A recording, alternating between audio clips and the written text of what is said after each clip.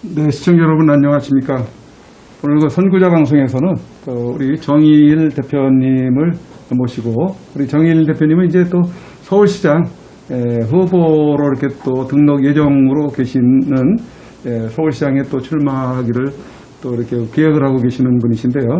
일전에 우리 그 유튜브 연합회에서 한번 초청을 해서 정견을 듣는 그런 그 시간을 가진 바가 있었습니다. 오늘 이거 그 가까운 스튜디오에 모시고 좀 대담하는 그 시간을 갖도록 하겠는데요.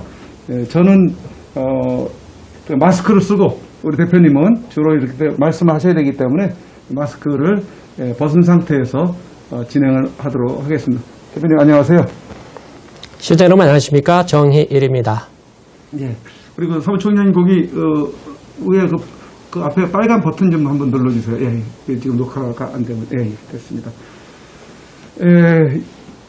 최근에 계속 바쁜 일정을 보내시고 계시는 것 같은데 또 얼마 전에는 지방까지 다녀오시고 지방에는 무슨 일로 다녀오셨어요? 예, 저기 대구 경북 동지분들이 경북 영주에 우리 지금 침묵하고 계시는 우리 영주 시민들을 한번 깨워보자.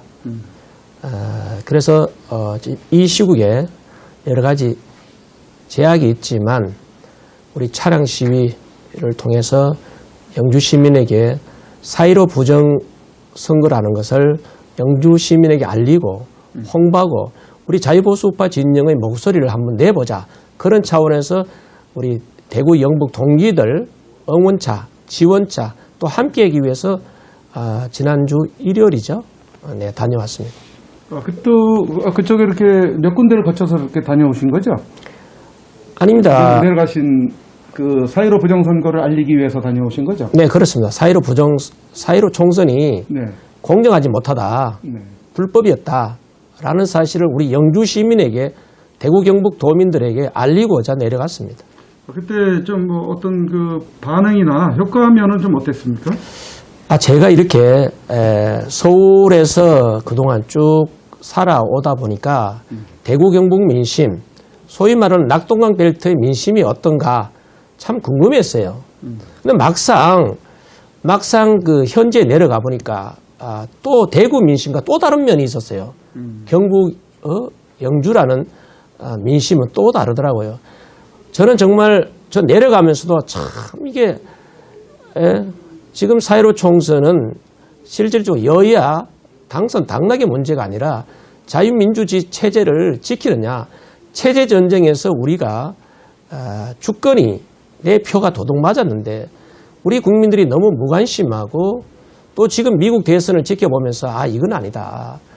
우리가 비록 작은 숫자 있지만 또 지금 거리두기 인원 제한이 있지만 그래도 우리 진실을 알리고 4.15 부정에 대한 진실을 알려야겠다는 그런 마음으로 내려갔습니다. 그런데 내려갔는데 잠시예요. 제가 승용차로 서울에서 영주까지 내려가는 그 시간이 참 부끄러웠어요. 막상 영주 시민들을 환대를 받고 또 환호하는 모습 보니까 그래도 민심은 살아있다. 이것이 바로 민이고 민심이고 우리가 그냥 걱정했던 왜 이렇게 비겁하고 모를까라고 했던 그런 부분들이 잠재울 수 있는 참 귀한 시간을 갖고 올라왔습니다. 네.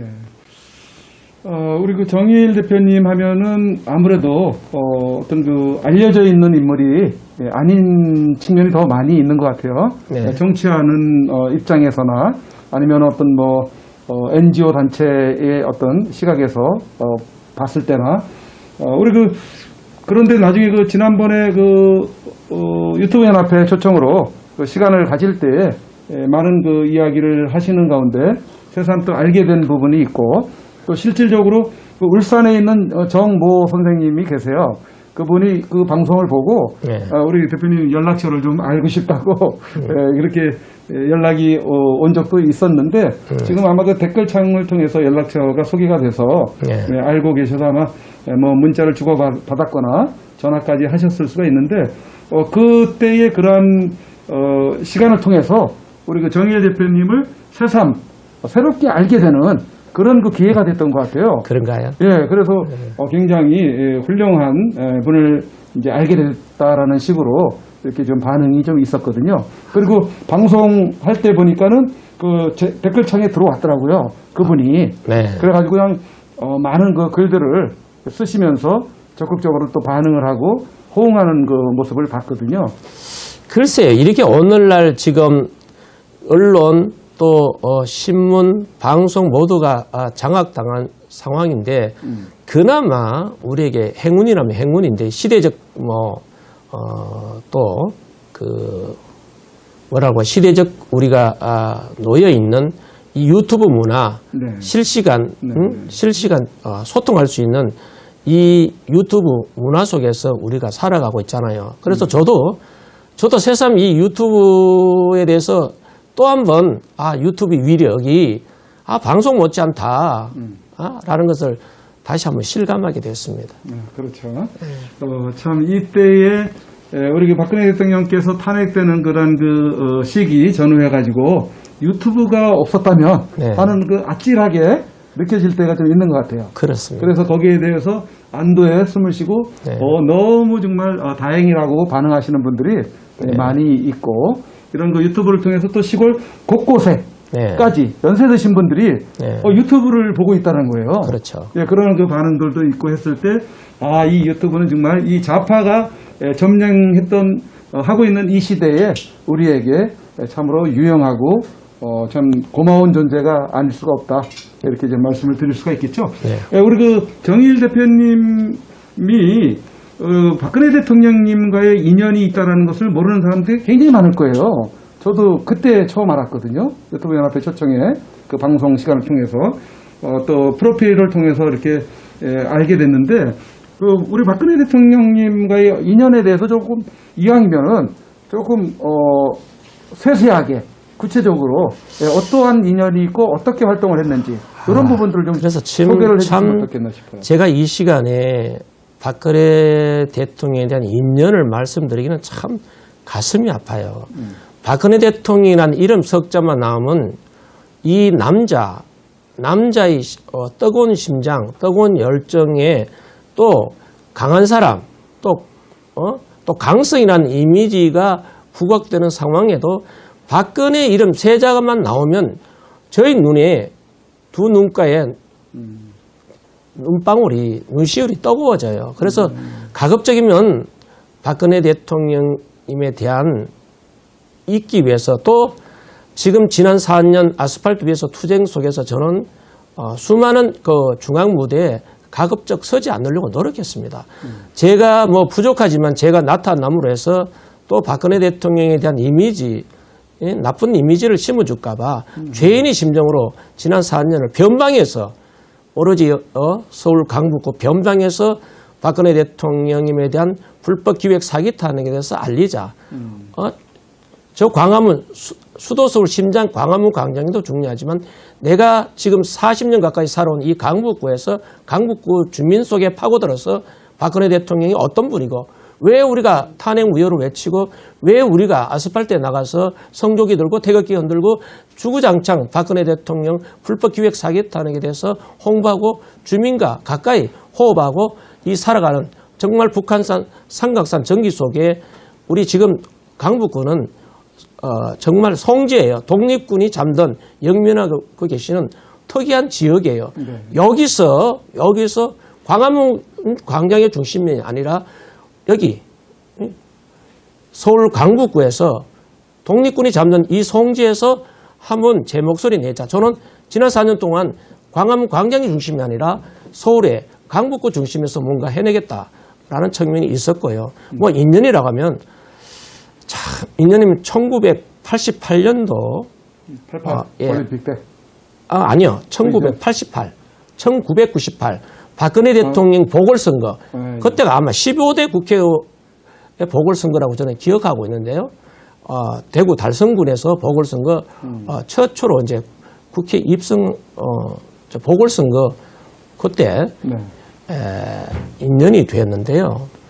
저는 이제 박근혜 대통령 인연보다는 제가 지하철 노조에서 노동운동하고 운동하면서 문민정부 들어와서 이제는 문민정부에 힘을 실어준다라는 오로지 그 일념 하나로 자, 문민정부 힘을 실어줘야 성공을 위해서 힘 실어주자는 그때 당시의 마음으로 돌아가서 김영삼 대통령의 부름을 받고 정당에 이제 참여하게 되고 정당 생활을 시작했던 계기가 되고 그 이후에 이제 박근혜 대통령 대구 달성군의 보궐선거 참 그때부터 인연이 됐는데 그때 이제 한나라당 시절이죠. 한나라당에서 제가 청년위원장이었습니다.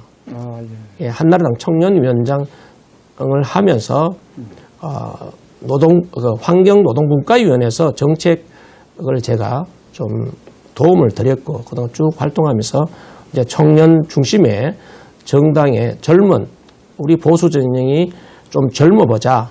그리고 젊은이의 목소리 또 젊은이 어떤 시각으로 또 어떤 시대적 아픔을 가지고 어떤 우리 젊은 미래 세대 목소리를 한번 당에 전달하자는 차원에서 노동운동을 이제 끝을 내고 정당의 몸을 담았어요. 그래서 박근혜 대통령 1998년 보궐선거에 당선이 되고 참 말을 하지 않을 수가 없는데 이춘상 보좌관 제보다 5살 아래예요. 예, 65년생인데 돌아가신 분 말씀하시는 돌아가신 분 2012년 12월 2일에 저는 기억이 생생합니다. 2012년도 12월 2일 교통사고로 세상을 떠났는데 저는 당시 하루 전에 12월 1일 강원도 내려가서 이제 그 조직 활동을 해왔어요. 그러니까 12월 2일 날 비보를 접하고 정말 형제, 친형제 같은 늘 나에게 형님이라고 호칭을 했던 분이 불의의 교통사고로 세상을 떠나고 박근혜 대통령님께서 당시 정말 뭐 말로 표현할 수 없는 슬픔을 그래도 사귀면서 그래도 선거 지원을 했어요. 자, 대선 활동을 이어갔는데요. 저는 뭐 박근혜 대통령 인연도 인연이지만 이춘상 보좌관이 늘 그리워요. 이춘상 보좌관을 중심으로 해서 뭐 문고리 3인방이니 뭐니 했지 뭐 그분들 뭐 일일이 거론하고 싶지는 않지만 이춘상 보좌관이 아마 불의의 교통사고가 없었다면 박근혜 대통령 탄핵되지 않았다. 절대 탄핵 안 당했다. 이춘상 보좌관이 불의의 교통사고만 없었다면 박근혜 대통령 탄핵 당하지 않았다. 늘 그런 마음이 지금까지 갖고 있어요. 그래요? 예. 정말, 그 당국대 공학 박사였어요. 이춘상 보좌관이. 그래서 저는 이 노동정책이 있으면서 이춘상 보좌관하고도 늘 얘기했어요. 자, 우리 정교조 없애야 된다. 그때부터 정교조 교사 없애야 된다. 늘 얘기했고 또 정교조 교사 없애는 방법을 늘 토론했던 그 당시를 기억하면요. 어쨌든 박근혜 대통령 정교조 우리 때문은 아니겠지만 박근혜 대통령이 우리 생각이 옳다라고 받아들였기 때문에 박근혜 대통령 업적 중에 하나인 정교조 노조를 법의 노조로 하셨잖아요. 그래서 이춘상 보좌관이 그 불의의 교통사고를 좀 그게 사고였습니까? 예, 순전히 사고였습니다. 사고였고. 네. 그러면 그 이춘상 보좌관하고는 우리 대표님하고는 몇 살 차이예요? 5살. 밑에죠? 예, 저보다 5살 아래예요. 저는 60년생이고 이춘상 보좌관은 65년생이에요. 네. 그래서 형님이라고 불렀던데. 그래서 저는 박근혜 대통령님을 존경하고 박근혜 대통령님을 선거에 뭐 그냥 자원봉사죠. 자원봉사 성격이죠. 내가 좋아서 정말 박정희 대통령님에 대한 따님이기 전에 박근혜 대통령님이 철학, 국정 철학이 늘 제 가슴에 와닿았어요. 이분이 박정희 대통령을 이어서 우리나라를 부강할 수 있는 지도자다. 그렇게 보셨군요. 네, 그때부터 이제 선거에 쉽게 말하면 선거 자원봉사하면서 전국을 다니면서 좀 속된 말로 이런 표현이 적절하지는 못하지만 미친 사람 소리 들을 정도로 오로지 박근혜 대통령을 우리가 당선시켜야 하고 또 보호해야 된다는 그 중심적 철학이 내 나름대로 갖고 있었기 때문에 그런데 불행하게도 이제 이춘상 보좌관이 불의 교통사고로 세상을 떠나고 이후에 뭐 그 문고리 사명방에 대해서는 얘기하지 않겠습니다.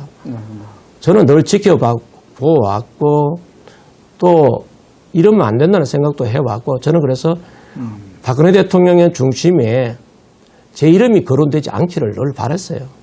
저는 이제 사회복지 정책을 박근혜 대통령님에게 이제 리포트 형식으로 전달하면 되고 또 이 우리 한국 사회 노동운동계의 문제점 또 노동계의 앞으로 변해야 할 방향 이 부분에서 이제 리포트 형식으로 전달하는 그 정도 수준밖에 아니에요.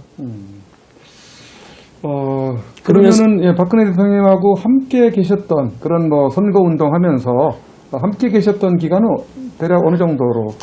뭐 횟수는 길죠. 횟수가 길어요? 예, 이명박 대통령 그 당시 17대 대통령 후보 경선 과정에 당시 이제 제가 서울에 몸담고 있잖아요. 현역 국회의원은 선거 한 명도 없어요. 서울에. 서울 그 48개 지역구가 49개 지역. 아니, 국회의원 선거 48개 선거거든요. 서울에 지역구가 48개 지역구인데 한 명도 현역이 없어요. 박근혜 대통령. 전부 이명박 대통령이었어요. 네. 자기 사람이 없었던 네, 없었어요. 예. 불모지 48개 지역 선거구에서 모두가 이명박 지지였어요. 당협위원장이. 그런데 유일하게 이제 바로 이웃 지역구 강북을 안홍엽 지금 변호사신데요. 안홍열 위원장이 박근혜 대통령 서울시 선대위원장이에요. 이제 제가 그 밑에서 자, 우리가 이길 수 있다. 그 당시 여론은 무조건 이명박이었어요. 네, 이명박 경선 뭐 하나마나 모든 언론들은 압도적으로 이명박 당선을 주장했어요. 그러나 우리는 여론조사 믿지 못하고 우리 바닥 민심 그리고 당원들, 대의원들 목소리는 다르다. 우리가 하면 이길 수 있다. 우리가 조직에서 현역 의원 한 명도 없지만 원내에서 우리가 한번 돌풍을 일으키고 반드시 우리 경선에 승리할 수 있다는 믿음과 각오로 우리가 선거에 임했는데 결과는 대의원, 당원들이 선거 투표에서 이겼습니다. 이명박 대통령을 앞서서 이겼어요. 네. 예, 전당대회장에서 박근혜 대통령 후보가 승리했어요.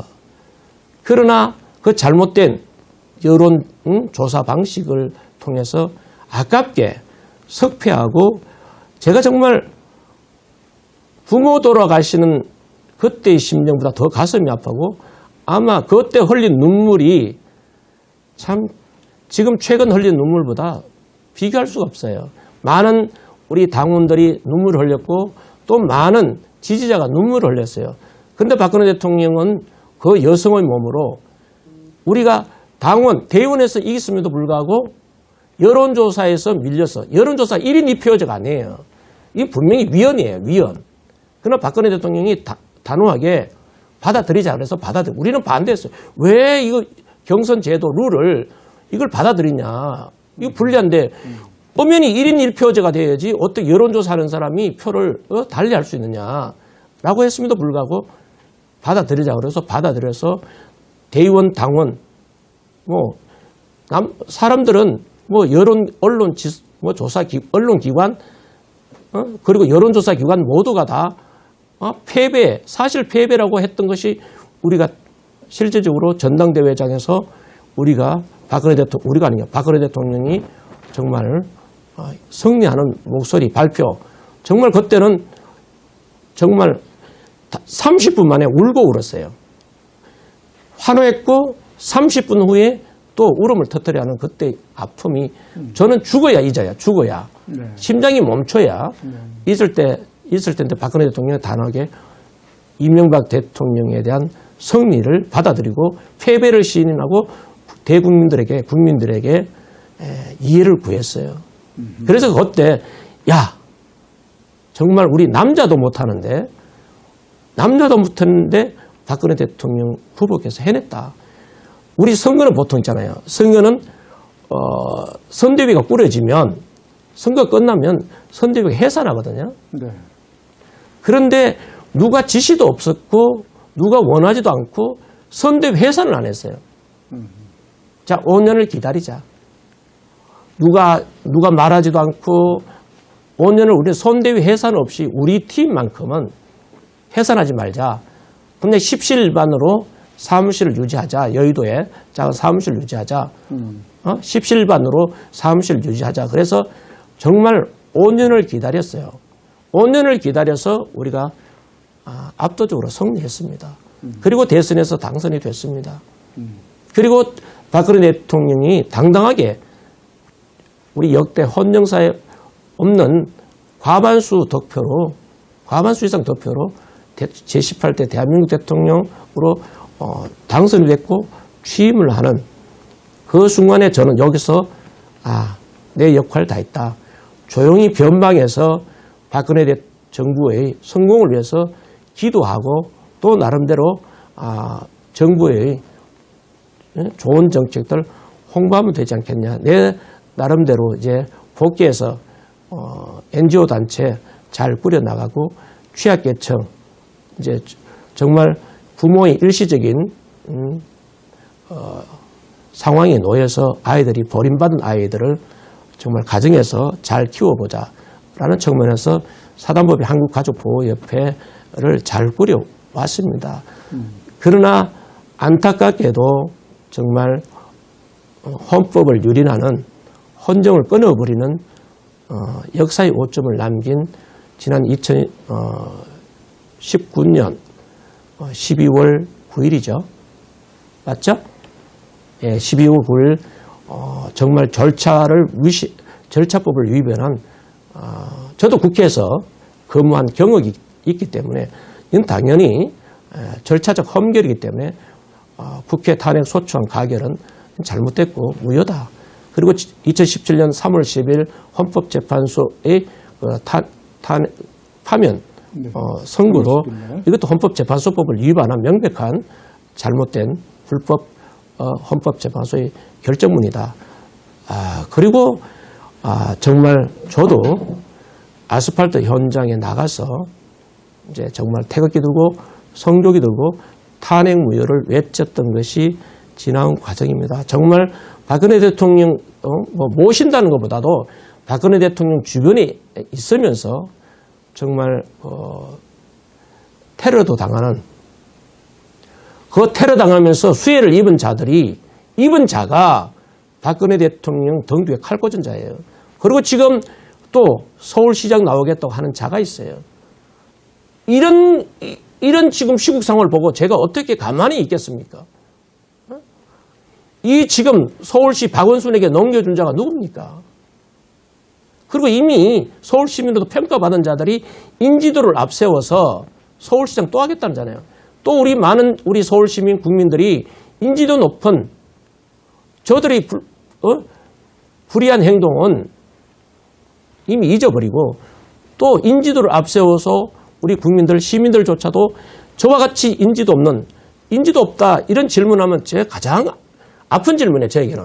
네. 가장 아픈 질문이에요. 네. 너 인지도 없는데 뭘 가지고 선거치를 넣냐. 그러니까요. 예, 이런 우려를 하는 거죠. 맞죠. 이런 부분이 저에게 가장 아픈 질문인데 인지도는 서울 시민이 만들어주면 되는 거예요.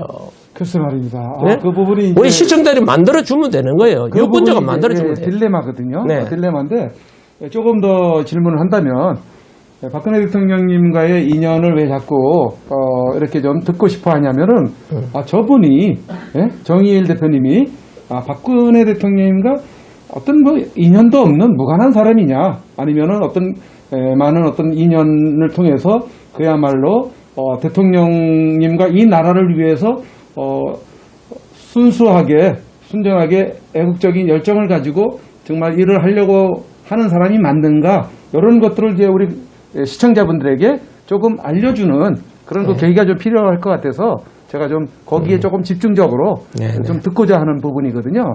그래서 박근혜 대통령님이 이명박 대통령과의 어떤 그 경선에서 이제 그 간발의 차로 이렇게 뒤집히는 그런 상황이 됐다 그러지 않습니까? 그때 이거는 이제 가정이에요. 그때 만약에 박근혜 대통령께서 먼저 대통령 17대 대통령을 했다면은 과연 이런 상황을 맞이했을까라는 그런 그 질문에 대해서는 어떻게 아니죠. 보십니까? 절대 아닙니다. 절대 아닙니다. 이 우리 국내 정치뿐만 아니라 국외 정치, 우리 이 국내를 벗어난 정치 환경도요. 환경도 만약에 17대 대통령 박근혜였다면 네. 아마 상황은 달라졌을 거예요. 그렇게 보시는군요. 네. 그 조금 더 구체적인 어떤 그 이유라고 한다면은 뭐 왜 그렇게 보시는지. 첫째 국내 상황이요. 네. 국내 상황이 좀 안정적인 측면이 있었고 그때 이명박 대통령 때만 해도 광우병 소동도 막 벌어지고 계속해서 압박을 하는 좌파들의 압박하는 그런 그 환경 분위기로 갔던 것이었던 상황이면은 그때 만약에 박근혜 대통령께서 대통령을 하고 있었다면 역시 마찬가지. 아닙니다. 그때는 상황이 되지 돌파할 수 있어요. 않겠느냐. 지금 실제적으로요. 네.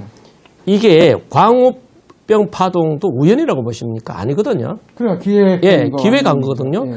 그렇기 때문에 그 당시에 정치 중심 세력이 이게 뭐냐면 박근혜 대통령 이거 하나 알아야 돼요. 박근혜 대통령이 탄핵이 이게 법률 탄핵이 아니거든요.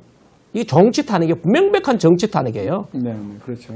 법률적 험결에 의한 탄핵이 아니고 정치 탄핵이에요. 저들이 기획에 의해서 정치 탄핵이 당시 광우병 파동도 이거는 기획이었거든요. 그러나 그 당시 정치 환경, 정치 중심 세력이 누굽니까? 국회의원과 정치 바닥이잖아요. 바닥이 박근혜 대통령 중심의 바닥이. 그러니까 쉽게 말하면 탄핵 역적 6적 62적 이렇게 나오는데요. 그 당시에 이건 이렇게 하면 몇 시간이 걸리는데요. 유승민하고 최경환하고 이게 동문이잖아요. 동문. 유학도 같은 대학의 유학도 네. 누가 먼저 나이 차는 서로 경쟁적이었던 이게 지금 탄핵이 되면 최경환하고 유승민의 경쟁 관계, 경쟁 심리에서 벌어진 사건이라고 저는 보거든요. 제가 옆에서 제가 박근혜 대통령 모신 사람도 아니고 그렇기 때문에 제가 보는 좀 빠진 상태에서 보는 이 그때 정치 환경은 정치적 환경, 우리 국내 정치적 기반은 탄핵이라는 부분 또 광우병 파동은 박근혜 대통령 여자분 아닙니다. 아주 추진력이 있습니다. 돌파력이 있어요. 돌파력이 있습니다. 당시 오히려 이명박 전 대통령은 그 광우병 파동 때 인왕산 올라가서 네. 쳐다보고 새벽 이슬 불렀다면서요. 있었다잖아요. 네. 절대 그렇지 않아요. 박근혜 대통령님은요. 정말 상상을 인간의 한계를 뛰어넘은 거예요. 그런 지도자입니다. 남자도 갖지 못한 그런 돌파력, 추진력이 있어요. 네. 그건 이제 DNA가 어디 가겠습니까? 그러게 말입니다. DNA가 어디 가겠습니까? 네. 저는 오히려 제가 안다면 오히려 광우병 파동이 있었기 때문에 이명박과 달리 인왕산에 올라가서 엉뚱한 그 노래 부를 것이 아니라 정말 박근혜 대통령은 그 당시 저는 그래요. 애국가를 불렀을 것 같아요. 아니 그러니까 이명박 대통령님이야 여기 또 신자고 네. 그죠? 장로라고 그러시는데 왜 거기 올라가서 아침 이슬을 불렀는지 모르겠어요. 차라리 찬송가를 부르든지 하나님을 찾든지 그래서 그렇게 했으면은 네. 어떻게 또 상황이 달라졌을지 모르겠지만 네. 일단 거기까지 잠깐 먼저 이렇게 얘기를 듣고 다른 쪽으로 우리 시청자 여러분, 우리 그 정의일 대표님에 대해서 제가 조금 새삼스럽게 알았던 부분이 뭐냐면은 이렇게 그 박근혜 대통령의 특보를 하면서 또 기여했던 그런 그 공이 있다면은 많이 있는 그런 분 중에 하나일 텐데 그럼에도 불구하고 제가 그 질문을 사석에서 했었습니다.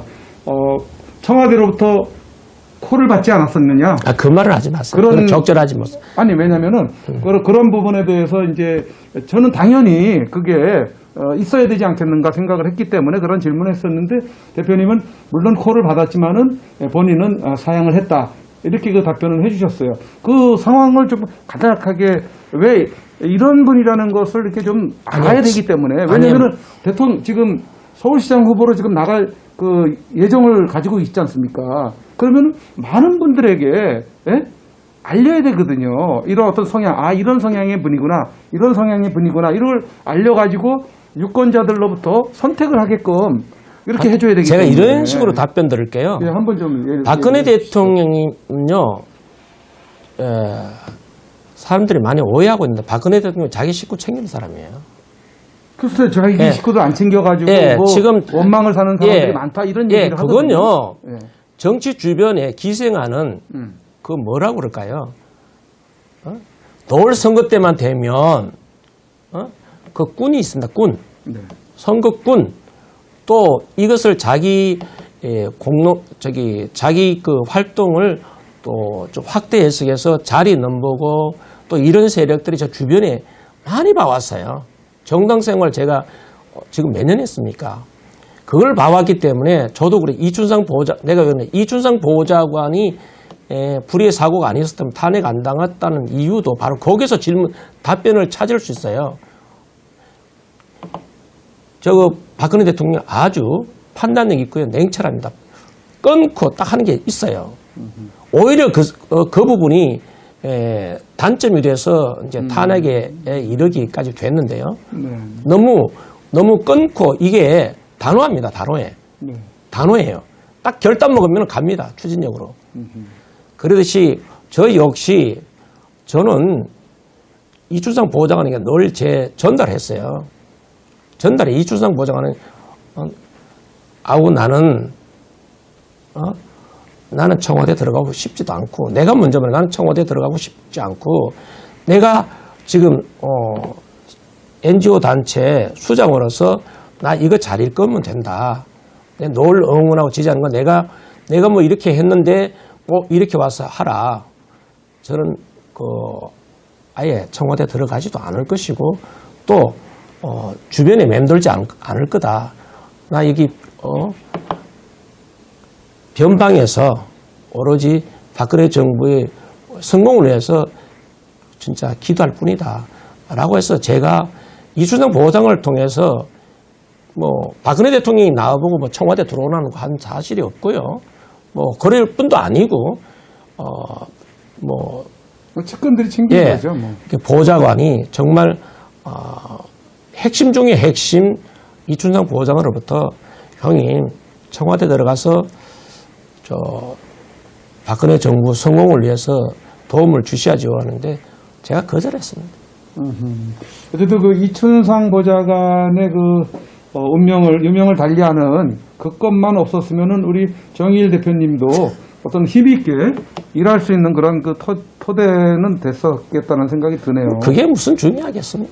아니, 그래도 어떤 뒷받침이 없이 일을 하는 거가 어떤 힘이 굉장히 약화가 되고 어떤 빛을 발하지 못하니까 그런 아쉬움은 좀 있을 것 같아요.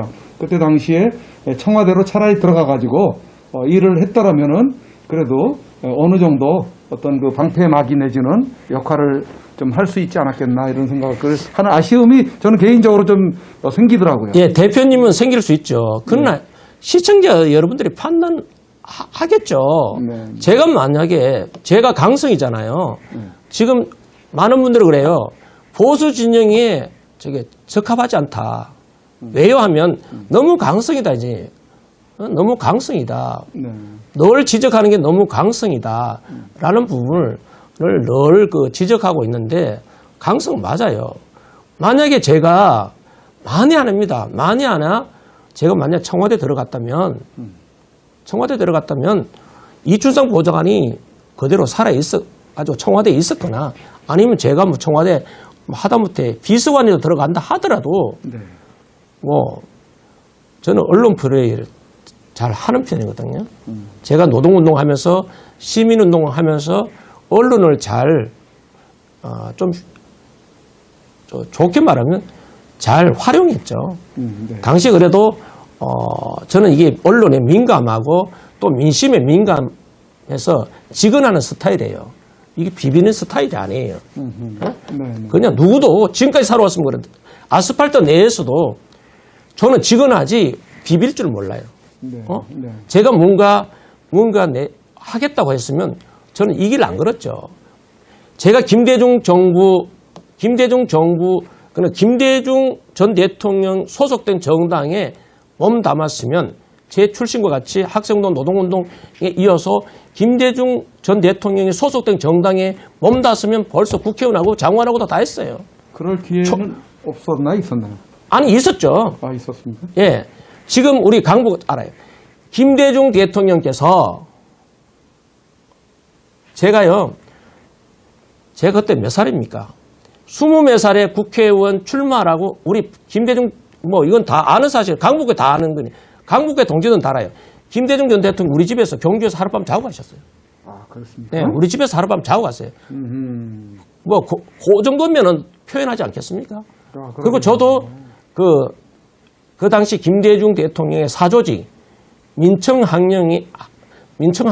민주청년연합동지회인가 그런 단체가 있어요. 청년 조직, 네. 전국 조직입니다. 김대중 전 대통령 그때 그 문희상 씨가 그 청년 조직의 대표였어요. 그 당시만 해도 꾸준한 콜이 있었고 내가 노동운동하면서 왜 콜이 없었겠습니까? 아, 노동운동을 했기 때문에 네. 예. 아니, 수없이 지역구부터 시작해서 비례대표까지 다 오히려 더 김영삼 대통령보다는 김대중 전 대통령이 오히려 더 경주 지역구만 맡아달라. 맡아달라. 네. 그래서 그 당시만 해도 제가 출마하려고 선거운동 했습니다. 그때 선거 벽보도 그 당시는 뭐냐면은 달력 한 장짜리 달력 벽에 붙이는 거예요. 벽에 붙이는 거. 지금은 월별로 나왔지만 벽에 붙이는 달력이 지금도 많이 보관하고 있어요. 네. 경주 시민 전체 각 가정마다 제 달력 다 붙어져 있어요. 그 당시 그래서 이건 아닌 것 같다. 이건 아닌 것 같다. 도저히 내 정서에 김대중 전 대통령에 대한 정치 철학으로는 내가 맞지 않다. 고민 끝에 내가 포기했어요. 아, 네. 네. 그러니까 지금 이 이야기를 하시는 것에 대한 이해를 돕자면은 우리 그 정의일 대표님께서 어떤 그러한 주변의 정치적인 환경이 네. 그러한 출세를 할 수 있는 그런 환경이 있었음에도 불구하고 자신의 성향과 또 맞지 않고 하기 때문에 그것을 거절하고 오로지 만약에 그쪽이 잘하면은 우측의 길을 우파의 길을 걸어왔다라는 것을 이렇게 여러분들에게 말씀을 드리는 그런 부분이기 때문에 또 오해가 없으시기를 바라고요. 그때 당시 지금 정치에 입문한 지가 한 26년쯤 되신다고 그러신 얘기를 들은 것 같은데 네. 그때 당시에 같이 입문했던 그때 당시 같이 출발했던 분들 중에서 어떤 우리가 알만한 분들이 있다면 어떤 분들이 있습니까? 네, 호칭을 해도 되나요? 실명을 거론해도 되나요? 그건 상관없죠. 대표적으로 이재호, 이우재는 저쪽으로 또 넘어갔죠. 이우재, 이재호, 김문수, 정태윤, 쉽게 말하면 매딘방으로 하면 그 당시 이제 문민정부 힘 실어주자. 네. 김영삼 대통령 당선 이후에 문민정부 성공을 위해서 이제 우리 운동권이 힘을 실어줘야 된다. 문민정부 성부 그 명분 가지고 저도 노동운동을 접고 이제 함께 해왔죠. 이제 그분들은 다 지금 경기도 몇 선 했고 국회 몇 선 했고 저만이 국회에 입성 못했습니다. 그러니까 그런 분들 보고 또 작금의 현실을 봤을 때 참 여러 가지 어떤 생각되는 부분들이 좀 있지 않겠나, 많이 있지 않겠나 이런 생각도 드는데 그때 선택 순간순간마다 선택을 해야 되는 경우들이 늘 있지 않습니까? 그렇죠. 인생사가 그렇죠. 네, 그때 그런 선택을 내가 하지 못함으로 인해서 이렇게 된 거가 아닌가라는 후회가 들 때도 좀 있을 것 같아요. 아닙니다. 전혀 후회하지 않습니다. 제가 그런 과정이요. 아, 그렇습니다. 예, 지금 이제 60인생 살아오면서 우여곡절도 많이 겪었고 산전구조 뭐 저는 솔직히 말해서 가난한 집안에서 태어났다고는 볼 수가 없어요. 그렇다고 부유한 가정도 아니고 이제 시골 경주 평범한 그냥 밥 먹고 사는 정도 정민소를 운영하는 정미소? 예. 정미소 뭐 밥 먹고 살만 하죠. 예, 정민소 운영하는 장로 집안의 셋째 아들로 태어나서 그냥 아버님이 사람은 서울에 가서 공부해야 된다 그래서 서울에서 이제 고등학교부터 서울에서 지금 꾸준히 해왔고 사실 저는 뭐 뼛속까지 보수 올해 기독교가 보수입니다. 그렇죠. 예. 맞습니다. 예, 뼛속까지 이제 보수 진영이었는데 제가 이제 대학 들어가서 좀 달리 운동권에 몸 딸면서 늘 그랬습니다. 대학 학생 운동 하면서도 운동권에 대한 그 민낯을 지켜보고 저는 술 담배를 안 해요. 원래 아예 배우질 않아요. 최근에 와서 이제 술은 이제 뭐 거의 뭐 많이 먹을 때는 뭐 한 병 가까이 이제 먹는데 이제 종체 입문하고부터 술 한 잔, 두 잔, 부득이 대인 관계로 해서 이제 한두 잔 하는데 처음부터 이제 뭐 술, 담배 뭐 이런 뭐 당구장 이런 거 하고는 제가 거리가 멀어서 오로지 공부밖에 못했어요. 잘하나 뭐 이게 또 시청자들도 비난하는 사람이 있을 텐데 오로지 하나는 거는 잘하는 거는 운동, 다양한 운동 그리고 공부 이거밖에 없어요. 다른 건 아예 뭐 좀 이게 거리가 멀었어요. 뭐 담배 피우는 거 이런 사람은 좀 불량배들이나 하는 짓이고 또 뭐 당구장 가고 있는 불량배 학생들만 하는 거 이런 이제 보수적인 성향 속에서 성장해 왔고 또 오로지 또 공부해서 그래서 우리 아버님의 꿈 집안을 한번 다시 내가 다시 한번 일으켜 세워주기를 간절히 돌아가시는 이 순간까지 했어요. 그래서 아버님이 또 개명을 해줬어요. 이제 나라정자 우리 영일 집안이에요. 영일 정가인데 영일 정가인데 그 나라정자 쓰잖아요.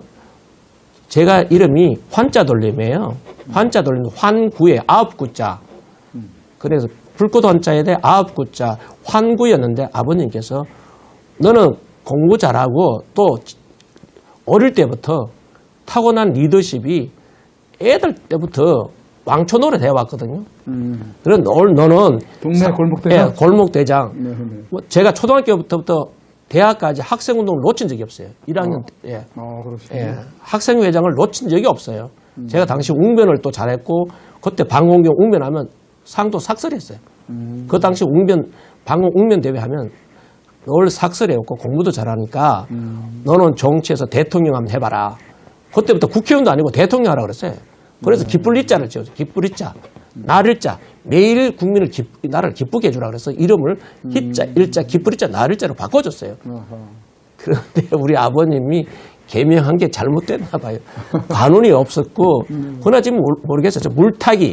물타기하고 시류에 편승했으면은 성공했을 텐데 그러나 저는 늘 뭐 나보다 어려운 사람을 위해서 활동해 왔고 공부하면서 지금 이 강북구 달동네 삼양동에 와서 이제 근로자들 약을 공부를 가르쳐서 검정고시 합격하는 그 즐거움 또 나름대로 또 이 소민청 달동네 정말 공중 화장실 사용했던 지역이었거든요. 네. 이제 거기서 이제 그 법률 상담 저는 그래서 상당히 법적에 제 체질이 맞아요. 사실 저는 이렇게 사법고시에 뭐 합격은 못해서 중도 포기했습니다만은 법률적 지식이 내 나름대로 소양이 갖춰져 있어요.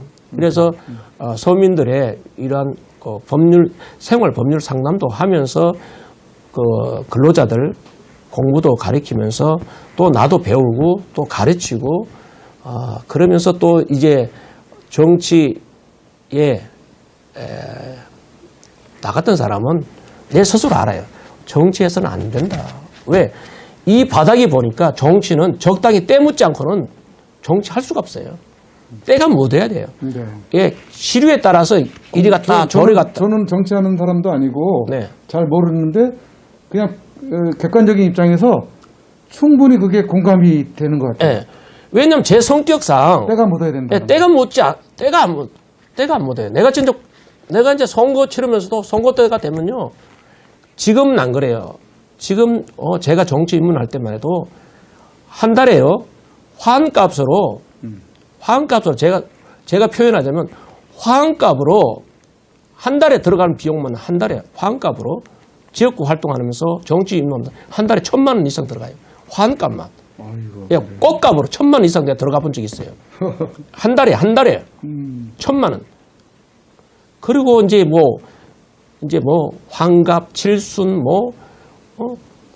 이런 부분, 그리고 돌잔치 찾아다 보면 이게 지역구 한 달에 경비, 그때 지구당, 진짜 돈 먹는 지구당 제도, 그때는 지금은 이제 시당 중심이냐, 지구당 폐지돼가지고 돈 먹는 하마라고 그래서 고비용, 저효율, 이거 정치 문화 바꾸자고 그래서 지구당 폐지해서 지금 시당 체제에 지금 정당 체계가 되고 있는데 당시 지구당 중심의 정당 정치할 때는 정말 한 달에 도로 비용이 거의 1억 들어갑니다. 1억.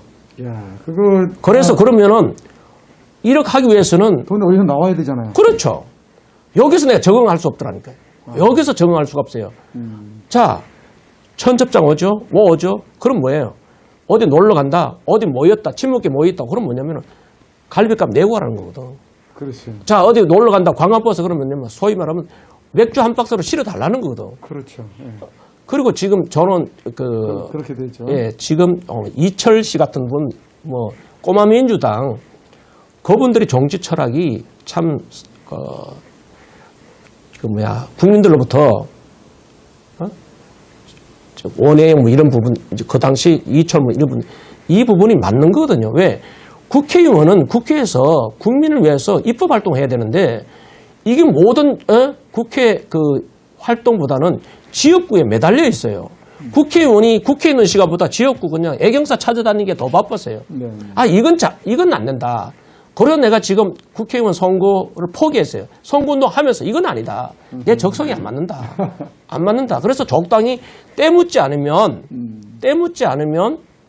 정치할 수 없고 국회 담장 넘볼 수가 없다. 적당하게 때가 물고 혹탕 물에 뒹굴 줄 알아야 국회의원 배지 달지 저같이 그냥 비빌 줄 모르고 그냥 외길로 저는 우리 집사람도 그래요. 집사람도 당신은 널 맞아. 늘 맞기 때문에 지금까지 이혼 안 하고 살아요, 솔직히.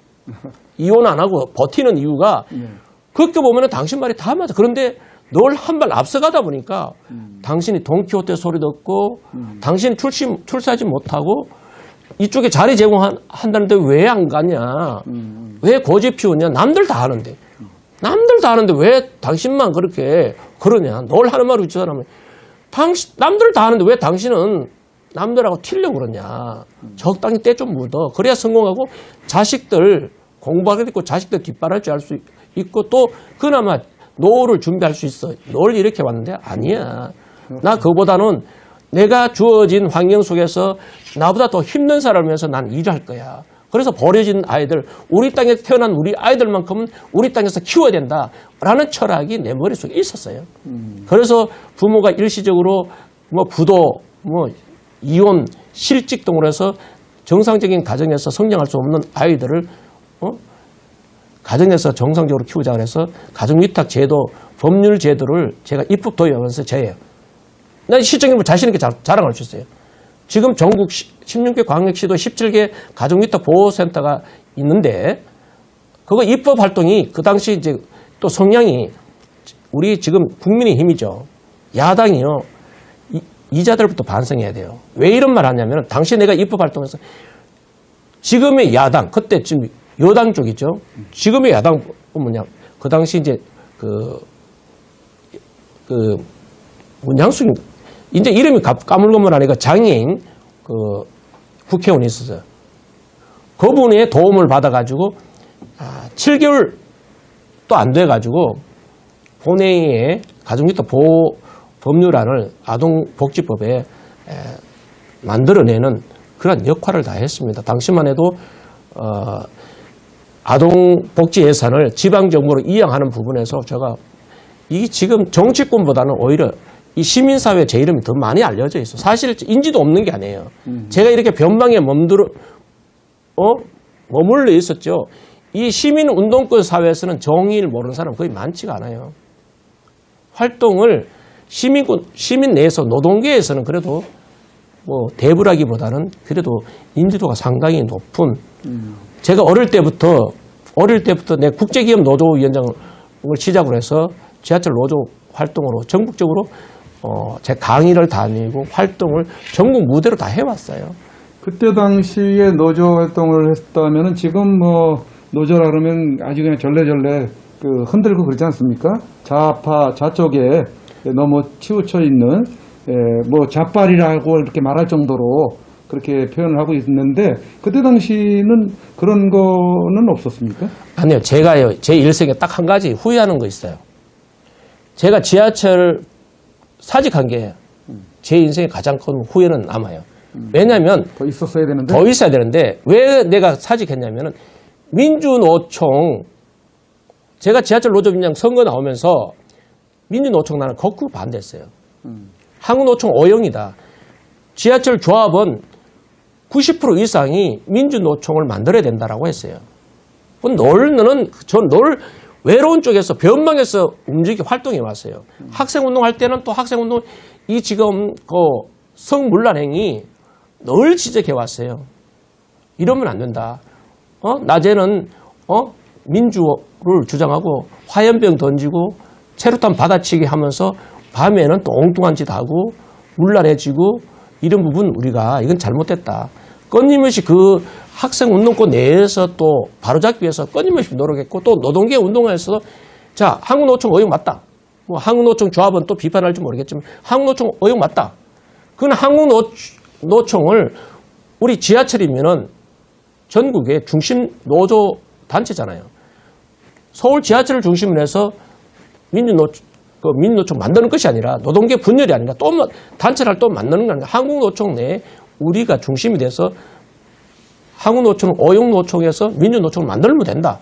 그런 자세로 지하철 노조위원장 선거 치러서 패배함으로써 우리 국민성이 조합은 정신상태 이러면 안 된다. 그리고 또 뭐냐면은 왜 노조 상근 간부가 왜 시민들에게 월급 받느냐? 왜 지하철 공사로부터 월급 받느냐? 조합비가 오면이 몇 억이 들어오는데 왜 조합 간부가 상근자가 회사로부터 월급 받느냐? 이것부터 우리가 전국에서 우리가 선봉해서 이거 우리 받지 말자. 조합비로 우리 월급 받아가자. 월급보다 액수가 적더라도 우리가 생활하는 수준만큼은 조합비로 감당하자. 이것도 내가 많은 조합 간부들로부터 동의를 못 구하고 이래서 모든 실망해서 지하철을 떠나고 이제 그 노동 선배 지금 말하는 그 운동권이 아닌 운동권 세력 문민정부 탄생했으니까 문민정부 힘쓰를 자 그래 그렇게 하자라고 해서 지하철을 던져버렸어요. 그래 정치권에 들어오지 말고 정치권에 그 입당하지 말고 노동계에 있었으면 글쎄요 민주노총이 오늘날 이런 노동계가 아니지 않겠느냐라는 것이 전 아쉬움이 남습니다. 네, 그런 부분에 대한 아쉬움을 가지고 계시는군요. 지금 시간이 많이 가면서 여러 가지 좀 이야기를 좀 나눠보려고 했는데 왜? 1차 조금 간단하게 하고 또 다음에 또 기회를 또 갖기로 하고 지금은 조금 더 이렇게 좀 말씀을 좀 듣고 싶은 것은 박근혜 대통령이 적을 너무 많이 만들었다 이런 그 얘기를 하는 경우들이 있어요. 그 적을 많이 만들었다라는 것은 어떤 의미인지 실질적으로 뭐 때문에 적을 그게 동의가 되고 공감이 된다면은 그거는 이런 의미에서의 이야기일 것이다라고 하는 부분이 있다면은 좀 한번 설명을 좀 해주시죠. 그래서 제가 지금 그 답변이 지금 전에 내가 이미 이미 말씀을 네, 드려서 조금, 답을 네, 드렸어요. 그 왜냐하면 부분 하셨지만. 우리 국민성이에요. 우리 국민성. 내 중심으로 생각한다는 거예요. 내 중심. 늘 내 중심. 나의 중심 사고 그릇이 우리 국민 속에 뿌리 박혔기 때문에, 그리고 냄비 원성이 우리 속에 우리 그 한민족, 위대한 민족이지만은 잘못된 이게 그것도 모르겠어요. 좀 이게 섭성이라고 그럴까요? 잘못된 인식이 뿌리 속에 박혀 있어요. 내 인식, 나 중심주의, 모든 이 사회가 다 그렇겠지만 지금 박근혜 대통령이 자 개혁하면요. 개혁, 그러니까 지금의 좌파, 주사파, 좌파 독재 문재인의 개혁이 아니라 박근혜 대통령 그동안에 박근혜 대통령님의 개혁 철학하고 문재인의 개혁 철학이 완전히 달라요. 문재인의 개혁 철학은 내로남불 철학이고 박근혜 대통령님의 개혁은 자 중심 세력, 가진 분, 그리고 기득권의 양보가 필요하다는 개혁이에요. 자, 공무원 연금 개혁, 그 개혁 안 했으면 지금 공무원 사회가 미래가 있겠습니까? 그리고 정교조, 법외노조, 저도 노동계 출신입니다만은 교사가 노동자를 자처하는데, 교사가 노동자 자처하는데 과연 우리 국민들이 어느 정도 받아들일까? 수많은 업적들이 있잖아요. 지금 말씀드린 16가지 업적 이렇게 말씀하시는 분인데 일일이 나열하기보다는 그 업적 과정에 그 개혁의 대상자가 반발하는 거죠. 물론 그분도 있습니다. 그러나 저는 그렇게 보지가 않아요. 적을 많이 만들었다. 물론 그럴 수도 있지만, 네. 자, 그러니까 기득권을 누리고 있었던 사람들이 그 기득권을 누리지 못하게 되는 그렇죠. 그런 그렇죠. 정책, 예.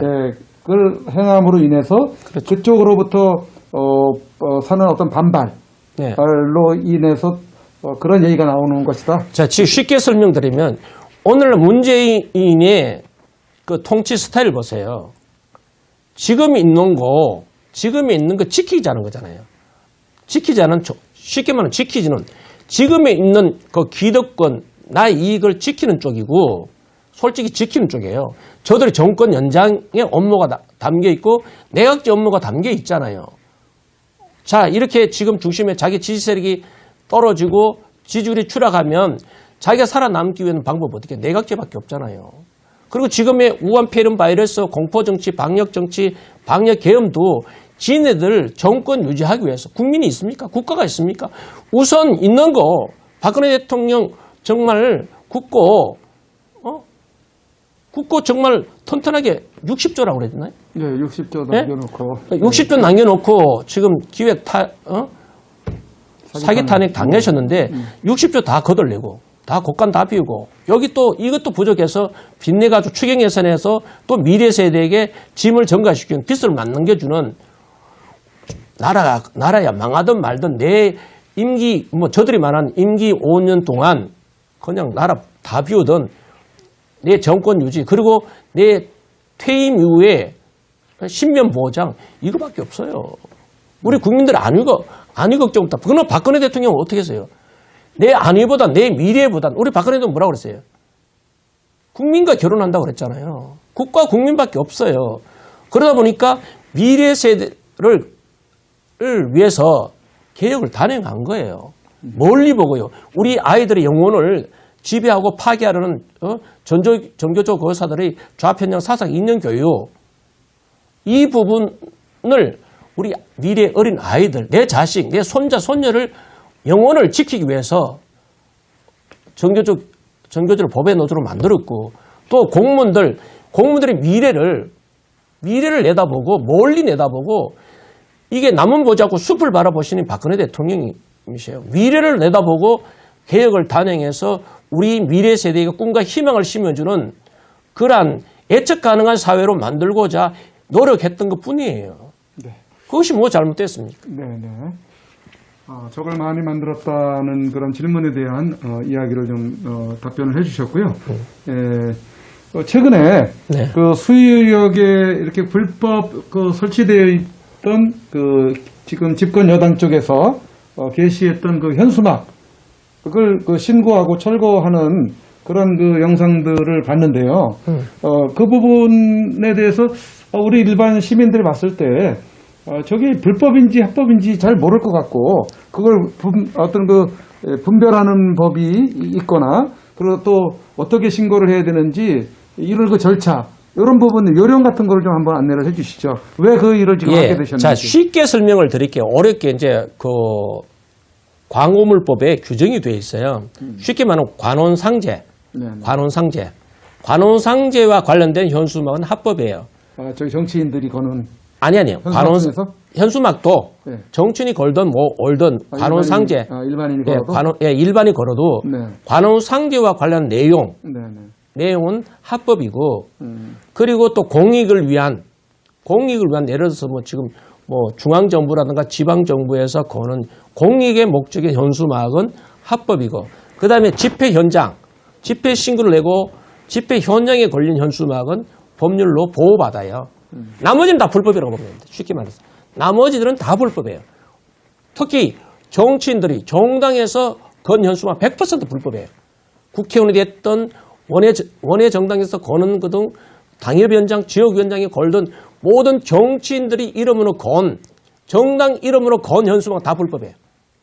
예, 그 관혼상제 내용이 아닌 것은 집회 현장이 안 걸린 현수막 다 100%.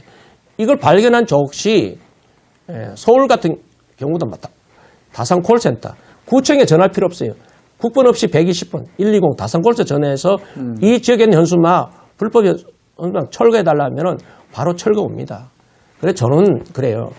광화문 광장에 수백만 수천 명 모여서 집회하는 것도 중요하죠. 그러나 작은 관심, 작은 실천으로 나라 구할 수 있다는 생각을 우리 국민들이 못하고 있는 것 같아. 그냥 국회의원이 걸었으니까 저기 뭐 설마 불법하겠어? 그러니까 그렇게 인식들을 하죠. 네, 지금 구정이 지금 목전에 두고 있잖아요. 네. 아마 지금 전국에 국회의원들 뭐 명절 잘 지내고 구정 잘 일하고 새해 복 많이 받았어요. 또 줄줄이 현수막에 걸릴 것도 다 불법이에요. 네. 다 불법입니다. 다 불법이니까 작은 실천, 이 바늘 구멍에 거대한 댐을 무너뜨릴 수 있잖아요. 지금 저는 그래요. 우리 국민들이 참 안타까운 것은 우리는 이렇게 태극기 들고 성조기 들고 아스팔트 주말마다 토요일마다 4.15 부정 알리고 총선 무효 알리고 사기 탄핵, 불법 탄핵, 탄핵 무효 외치는데 왜 학생들은 안 나서고 왜 청년들이 안 나서고 왜 군이 안 나서는지 한탄만 해요. 정말 이게 저는 잘못됐다고 봐요. 왜냐하면은 나는 뭐였냐? 그렇게 생각하기 전에 나 고작 해봐야 아스팔트 비바람 눈바람 맞아가면서 아스팔트에서 성조기 흔들고 태극기 흔든 것밖에 없어. 뭔가 해내기 위한 실천 행동하지 그거밖에 없어. 뭔가 이기는 싸움, 작은 싸움 하나도 이겨본 적이 없어. 지난 4년 투쟁 동안. 120번 전화, 다산콜사 전화해서 민주당 국회의원 현수막 철거하라면 그게 곧 우리가 이기는 게임이에요. 왜?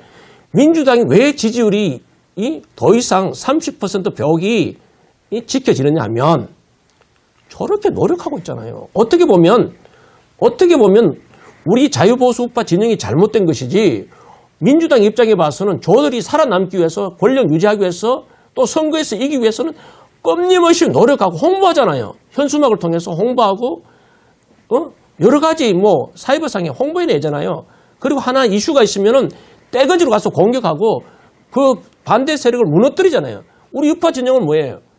무너뜨린 게 있습니까? 호관을 당하기만 당하지 고발당하고 고소당하고 당하기만 당하지 민주당 꼬꾸라뜨리는 거 민주당 죽이는 거 작은 거 하나 해봤냐고요.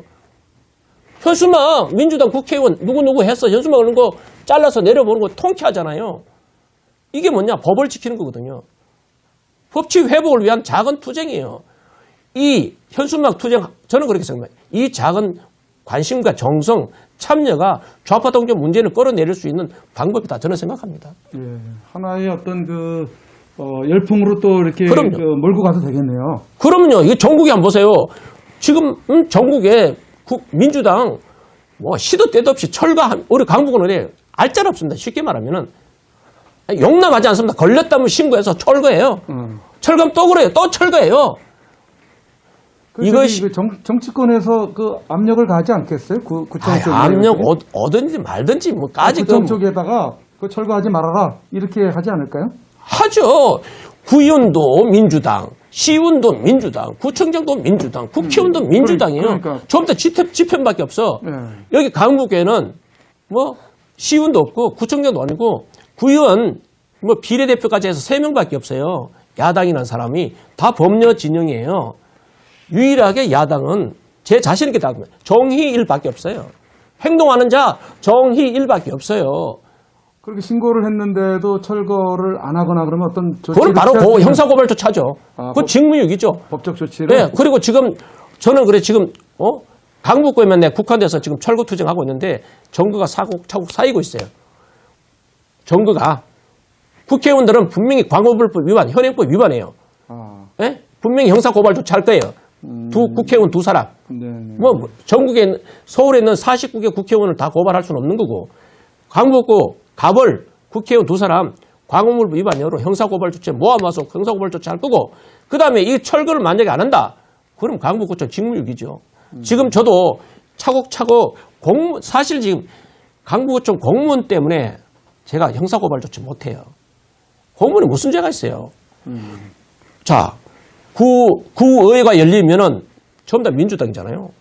구청 과장들 불러가서 국장들 불러가서 그냥 막 공격 들어오는데 왜 저 철거하는데 왜 못 막느냐?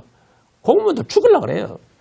전부 다 그냥 국민의힘 비례대표 3명이 있는데 입 닫고 있고 말 한마디 못하고 나는 그냥 철거시켜버리지. 걸면 철거시키지.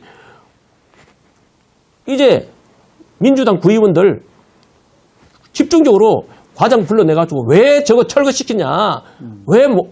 왜 철거하느냐? 정일이가 저기 신고한다고 해서 왜 철거하느냐? 처음에 그냥 미직미직거렸어요. 그래서 내가 이거 뭐 작은 채널 갖고 있지만 유튜브를 딱 열어놓고 신고하면 째깍째깍 철거해요. 네? 거기 정보적으로 그래서 안 하면 자 그래서 내가 분명히 어제 방송인가요? 하면서 분명히 과태료 행정집행해라.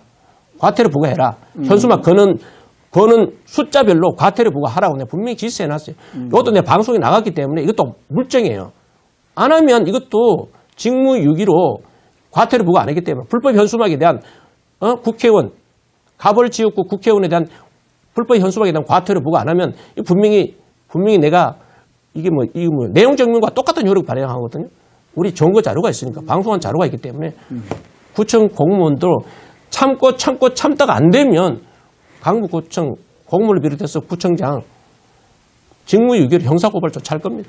그게 또 의외로 상당한 이 발목을 잡고 골칫거리가 되겠네요. 그렇죠. 쟤네도 홍보 못하게 하잖아요. 발목 잡잖아.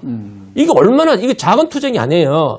저는 늘 보자 저 우한폐렴 백신 무료 접종한다는 홍보 전국이 다 걸잖아. 그러니까 홍보해요. 그러니까 지지율 유지하잖아. 그럼 지금 야당이 뭐해? 빙신 것들이 비겁하게 아무것도 못하고 있잖아. 정치권 아무것도 못하잖아. 현수막 하나 지적 못하고. 안 그래요? 그렇겠네요. 참 그런 부분에 대한 그 전국적으로 확산시키기 위한 운동을 좀 해나가면은 좋긴 하겠는데 거기에 대한 어떤 법적인 자문을 구하고 하는 데 있어서 어떤 본부적인 어떤 역할을. 예, 제가 문제가 있으면요. 네. 저도 법을 배운 사람은 학부에서 법학을 전공했고 사법시험 한때 공부했고 모르겠습니다. 저는 이게 소장도 잘 쓰는 편이고 변호사에 뒤지지 않는 이게 소장 작성 능력, 준비서, 답변서 이런 거 잘 제가 대응할 수 있으니까 나 홀로 소송할 수 있는데 제가 최소한으로 변호사법 위반이 아닌 범위 내에서 무료로 해주면 변호사법 위반은 아니잖아요. 그렇죠. 그죠? 그러니까 내가 해주겠다는 게 아니고 도움을 요청하면 자문을 해주고 또 사진 찍어서 보내주면 제가 고발 조치합니다. 부산도 좋고 전국이 다 마찬가지예요. 그런 운동을 해나가시면 좋겠네요. 그런 운동을 사업하시는 분 또 혹시 공무원 내 신고해가지고 나한테 불이익 올 것 같은 두려움 때문에 신고 못하는 분 나인데 사진 찍어가지고 주소 예를 들어서 울산 어디, 제주 어디, 부산 어디, 대구 어디, 포항 어디 어디 걸려있다 사진 찍어가지고 보내주면 내가 바로 떠더라고 내가 할 테니까 제 전화번호 뭐 선구자 방송 대표님인데 전화 주셔도 되고 정일TV 전화 주셔도 되고 정일TV 전화번호 한번 좀 이참에 알려주시죠. 네, 010-군에게 9999-7374 정일TV 커뮤니티에 저의 전화번호가 공지가 되어 있습니다. 네, 언제든지 24시간 문자 주시고 사진 주시면 서울도 좋아요. 문자 주시면 사진 찍어 보내주시면 바로 내가 120분 국번호표 다성콜센터 전해가지고 철거 요청합니다. 좌파들 민주당 때려잡는 방법 지네들 거는 홍보 현수막 철거부터 해야 됩니다. 왜 저들 홍보를 방관합니까? 민주당 지지하십니까? 문재인 지지하십니까? 지지하지 않으면 저한테 전화 주세요. 민주당이 국회의원이 불법 현수막 정비하자고요. 그것만 전국적으로 그럼요. 어떤 그 창구 역할만 해도 네. 굉장히 하실 일이 많겠네요. 우리 그렇죠. 사무총장님도 그냥 네. 가만히 앉아 있을 수가 없겠네요. 네. 인원을 더 보강을 해야 되겠네요. 네. 제가 일할 수 있는 기회를 주세요. 뭐 현수막도 좋고 그리고 예. 불법 현장 이 정권 그리고 지방자치단체에서 발생하는 이 불법 사례 제보 주면은 정일 카메라 돌고 찾아갑니다. 불법 사례 정보 사건 사고 제보 주세요. 예, 지금 뭐 또 구정을 얼마 앞두고 지금 네. 또 그 정치인들이 네. 현수막 불법 새해 복 많이 현수막을, 받으세요. 엄청나게 걸겠는데. 네. 여야 가릴 것 없이요. 새해 복 많이 받으세요. 이 현수막 다 불법입니다. 새해 복 많이 받으세요. 현수막 불법입니다. 시청자 여러분 다시 한번 말씀드릴게요. 정치인들이 거는 정치인들은 남은 일반 단체 하는 거는 좀 눈 감아주고 정치인들이 거는 새해 복 많이 받으세요. 고향 잘 다녀오세요. 이 현수막 다 불법이에요. 저한테 제보 주세요. 제가 철거시키겠습니다.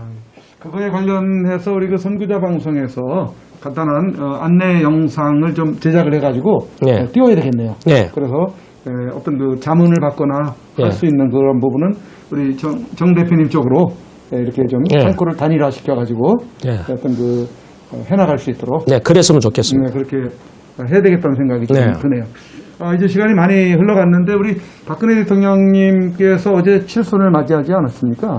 예, 이제 대법원의 선고도 있었고 또 사면 얘기도 있다가 조금 이제 슬그머니 조금 흐지부지해지는 것 같은데 우리 그 대통령님에 대한 그런 정치적인 그 사면이라든지 이런 부분들에 대한 석방에 대한 부분은 우리 정 대표님이 어떻게 보시는지 좀 간단하게 좀 얘기 좀 해주시죠. 예, 저는 이렇게 봅니다. 박근혜 대통령에게 사면 복구는 박근혜 대통령이 원해서 하는 것도 아니고 박근혜 대통령 가족이 원해서 그런 것도 아니에요. 박근혜 대통령은 지금 지난 4년 동안 줄기차게 나는 죄가 없다는 거잖아요. 우리도 인지하듯이 박근혜 대통령 죄가 혐의 없다. 개인 사익을 위해서 돈 1원 한 푼 받은 적이 없다. 이거는 국민들이 평가하고 역사에 평가할 텐데요. 지금 그런 데가 사면은 나는 이런 걸 자기네들 살기 위해서 5년 단임제 대통령 집중 국가에서 늘 있어 왔던 이제 권력 누수 네임 등은 불가피합니다. 그럼 나오는 카드는 동서화 통합의 카드 명문 가지고 자 이제 모든 정권은 그래 자기 정권 체제에서 자기 임기 내에서 저질렀던 일을 다 수습하고 그래요. 자 문재인이가 이석기 통일당 대표 다 구속시켰죠. 그리고 민주노총 한상규 다 구속시켰죠. 그리고 저들이 저들이 편했던 총리 한명수 총리 이 사면복권 불가피하거든요. 자기가 털고 갈 거라고 말이에요. 털고 가기 위한 끼워팔기식 박근혜 대통령 이름 석자 넣어서 끼워팔기 해서 사면복권한다. 박근혜 대통령 자유진영의 목소리를 대변하기 위해서가 아니라 법치 회복을 위해서 아니라 자유민주국가의 체제 인정을 위해서가 아니라 지인들 살기 위해서 박근혜 대통령 그 사면복권은 분명히 저는 그래요.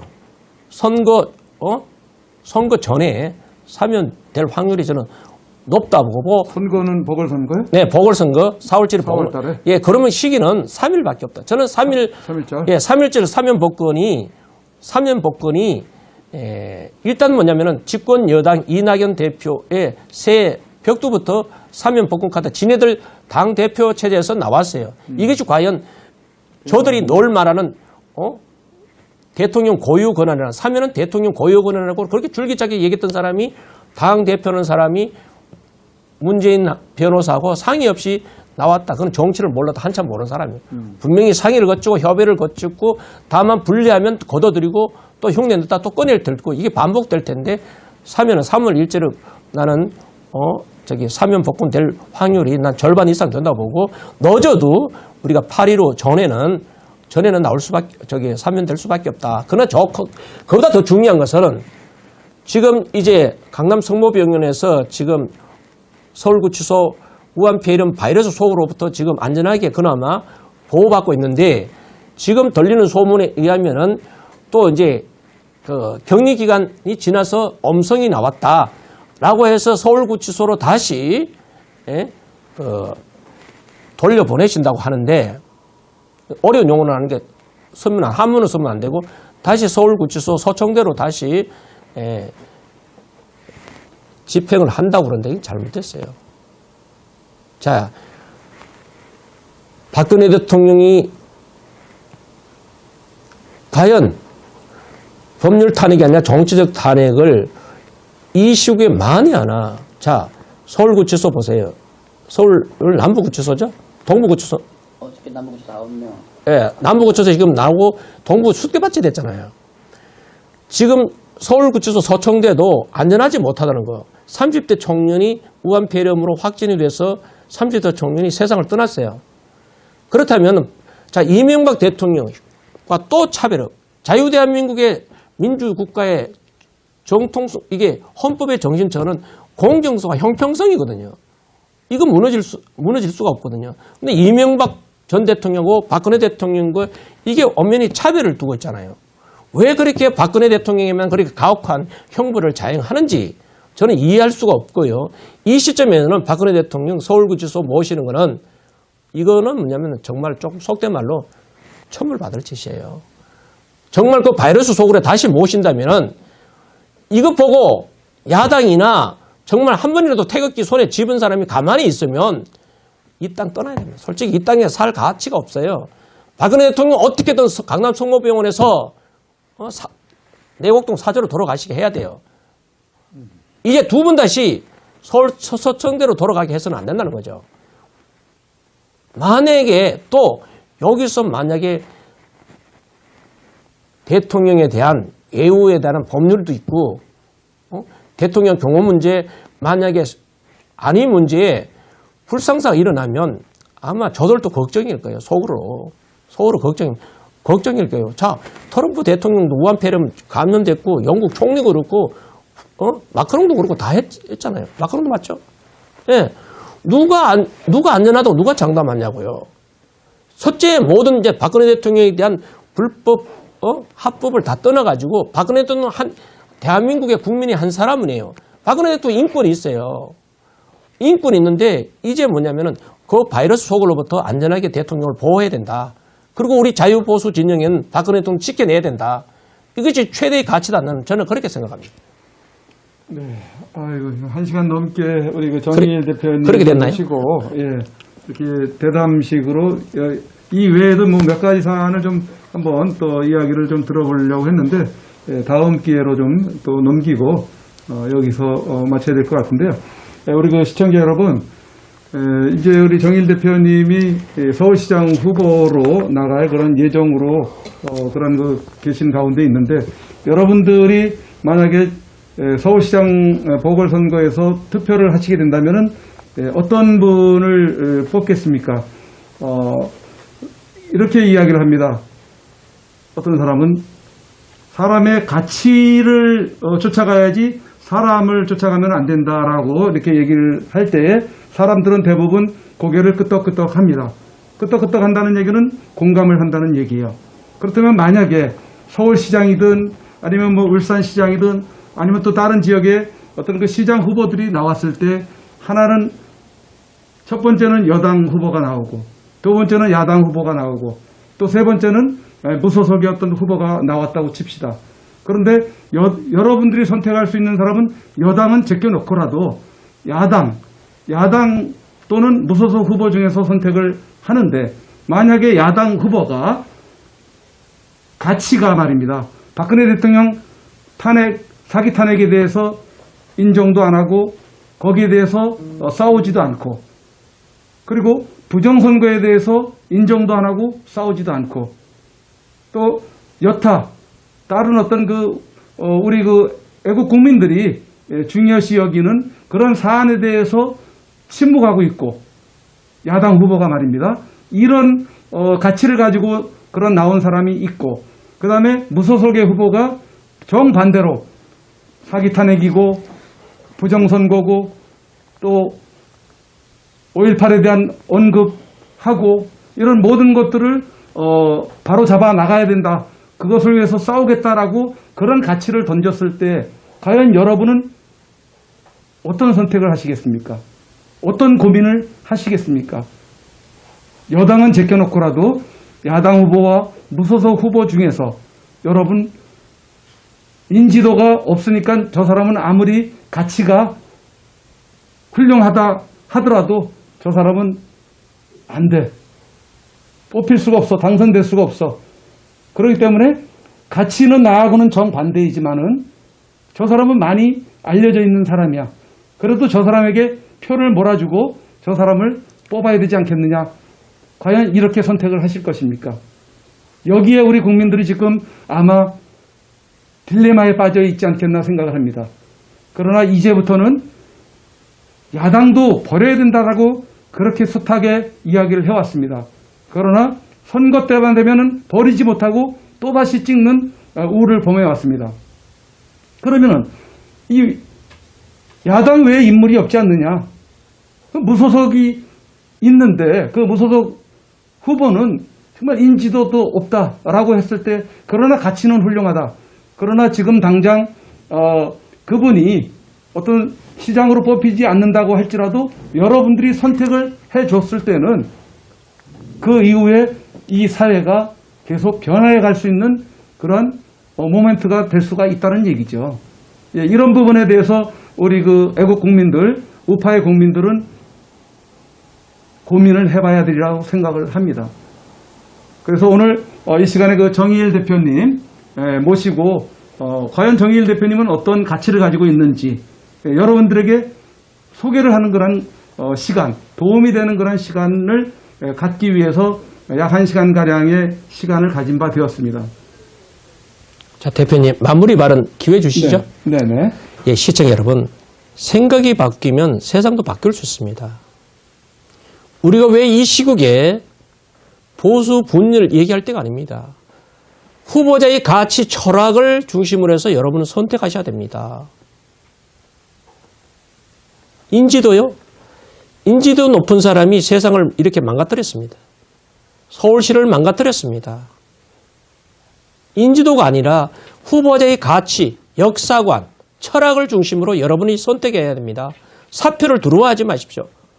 여러분들이 선택하면, 저 정의를 선택하면 저 정의 이런 사람이 서울시에 들어갈 수 있다는 겁니다. 이러한 과정에 우리는 주권이라는 내 표를 지켜야 할 부분입니다. 지금의 공직선거법 가지고는요, 선거 1000번, 10,000번 해봐야 의미가 없다는 겁니다. 내 표가 어디로 갈지 모르는 이 사회, 지난 4.15 총선, 지방선거 연이어서 패배하는 이유가 어디에 있는지, 과연 사전선거 투표에서 관외 투표용지가, 내 투표용지가 공무원도 아닌 개인 사기업의 택배기사에게 전달되는 내 투표용지가 내 지역구 개표 장소에 전달되는지 안 되는지조차도 모르는 우리 국민들이 정말 많이 있습니다. 정말 내가 선택한 내 소중한 내 주권 행사, 내 표가 도둑 맞았느냐 안 맞았느냐, 여기에서 여러분 관심을 가져주셔야 됩니다. 그래서 지난 경북 영주 4.15 총선거는 부정이었다, 공정하지 못하다고 제가 연설할 때 옥상에서 손을 흔들고 지나가는 차들이 빵빵거리고 손까지 흔들어 줬습니다. 이것이 민심입니다.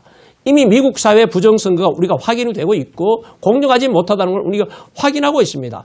분노만 해서는 안 된다는 거죠. 실천하자 이거입니다.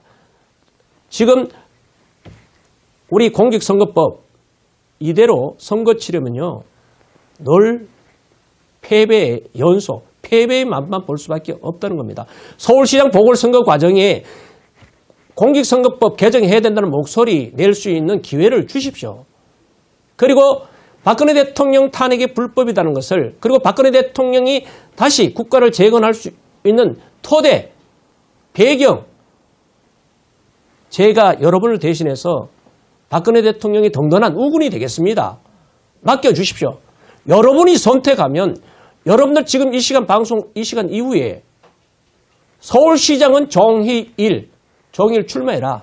지금 선구자 방송 대표께서 뭐 후보 애정자라고 그랬는데 후보 애정자가 아니라 후보 등록해서 서울시장 될 수 있는 기반, 여건, 인지도는 시청자 여러분들 그리고 서울시민 여러분들 전국에 계시는 우리 국민 여러분들 자유보수 진영 국민 여러분들입니다. 여러분들 서울에 거주하는 친인척, 지인, 친구 전화해서 서울시장은 정의가 후보 등록해서 서울시장으로 당선이 돼서 이 잘못된 서울시정을 바로 잡아야 한다. 저는 지금 많은 후보들이요. 이미 평가받은 자들이 여야 할 것 없이 영양제, 어떤 영양제를 줄 것인가 밖에 얘기 안 해요. 서울시정이 어떤 병에 걸렸는지 진단하는 사람이 없어요. 진단명이 나와야 처방을 할 거 아닙니까? 진단명도 왔는데 영양제만 갖다 붓고 무슨 뭘 건설한다 뭐고 쓸데없는 공약만 남발하는데 임기 고작 2년입니다. 2년에 불과합니다. 2년 동안 뭘 하겠습니까? 저는 재선 꿈도 없고 대선의 징검다리 지렛대 역할을 할 생각도 없습니다. 2년 동안 지난 우리 유튜브 연합회에서 초청 기자회견에서 분명히 말씀드렸듯이 서울시, 병든 서울시를 메스를 대서 수술해서 치료해서 다시 회복시켜서 다음 서울시장에게 영양제를 줄 수 있도록 영양수액제, 자양분을 투입할 수 있는 그런 토대를 제가 마련하겠다는 겁니다. 저는 만약에 여러분들이 선택으로, 서울시민의 선택으로 서울시장이 된다면은 저는 삽질 안 합니다. 삽질할 이유도 없고 그럴 시간적 여유가 없습니다. 병든 서울시 예산이 무려 40조 원 됩니다. 40조 원 중에 복지 예산이 10% 정도 됩니다. 이건 서울시뿐만 아니라 전국에 성향이 비슷한 비율이에요. 사회복지 전달 체계를 바로 잡고 그리고 서울시 직원들이 4만 명이 넘습니다. 20%는 줄여도 그것도 남아요. 부족하지 않습니다. 그리고 서울시 공기업, 철밥통, 공기업, 서울시 산하 공기업 직원 20명 이상 줄여야 돼요. 이거 하나만 실천하더라도 10% 예산 절감이 됩니다. 그 10% 예산 절감으로 취약계층, 우리 미래 세대 마음 놓고 결혼할 수 있는 언덕을 제공하고자 합니다. 그리고 지금 이 시간에 투병하고 계시는 분, 돈이 없어 치료받지 못하는 사람, 더더구나 난치병, 불치병, 이 부분 취약계층 어려비 지원, 예산 절감 10%만 하면은 4조 원이잖아요. 이 4조 원을 지금 각종 후보들은 관면단체, 시민단체 예산 지원에 펑펑 서고 있습니다. 설데없는 광화문 광장 800원 투입해서 파헤치고 있습니다. 그리고 중국, 소위 말하는 이게 또 지금 언론에서 말이 많고도 저는 이 얘기 할게요. 조선족. 조선족으로 단호히 말합니다. 조선족. 왜 외국인에게 우리 아까운 시민의 혈세로 재난지원금을 주냐 이 말입니다. 우리 국민들 지금 도시락 사가지, 학생들 지금 등교는 안 하지만 도시락 준비 못하는 학생들도 지금 부족이 많아요. 지금 이 시간에도 쪽박촌에 연탄 한 장으로 올겨울을 넘기는 취약계층도 많아요. 그런데 무슨 뻘짓하고 말해요. 설데없이 호텔을 개조해서 임대 주겠다 이런 평생 우리 미래 세대에게 월세살이 전세살이 해야 됩니까? 남의 집에서 살아야 됩니까? 진정 이것이 좌파 독재 문재인 주사파 일당들이 사고방식입니까? 철학입니까? 저는 아닙니다. 월세에서 전세, 전세에서 내 집 마련하는 그 절차적 단계를 거쳐서 정말 미래 세대에게 꿈과 희망을 심어주는 그러한 철학, 정신 철학, 그렇게 이 병든 서울시를 수술해서 건강을 회복할 수 있는 2년 동안에 저는 메스만 들어야 될 겁니다. 잘못된 부분, 왜 공기업체, 노조 간부들에게 서울시민 예산으로 월급 주냐고요.